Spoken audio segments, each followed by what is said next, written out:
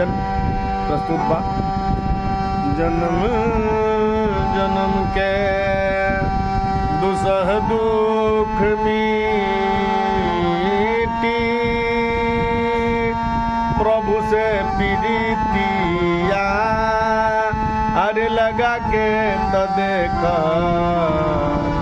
जन्म जन्म के दुसह दुख मीटी, प्रभु से प्रीतिया लगा के तो देखा।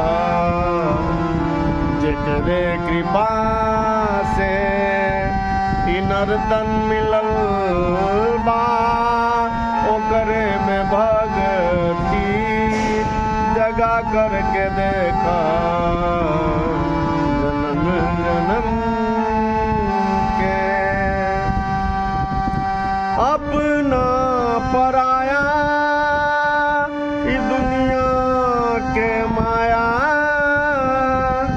सबके नचौले बाई मन के ईसाया। सबके नचौले बा मन के ईसाया, ओ जाल में फंसा के तबाह कर रहल बा। खुद के वहाँ से भगा करके देखा। खुद के वहाँ से भगा करके देखा। शोहरत सवारी महल अटारी, कुछ दिन के बाटे झूठों के यारी हो।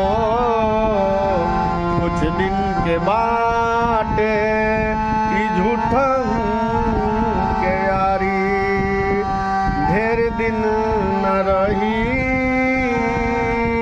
ढेर दिन न रहबा। मन के मनाव ठगा करके देखा। मन के मनाव ठगा करके देखा। विधि के विधान फरमान अनोखा, उनका दुआरी केहू खाला न धोखा हो। उनका दुआरी केहू खाला न धोखा हो। विधि के विधान फरमान अनोखा, उनका दुआरी केहू खाला न धोखा। बारिश के कृपा सदा हो रहल बा। बारिश के कृपा सदा हो रहल बा। ललनौन का रंग में रंगा करके देखा। ललनौन का रंग में रंगा करके देखा।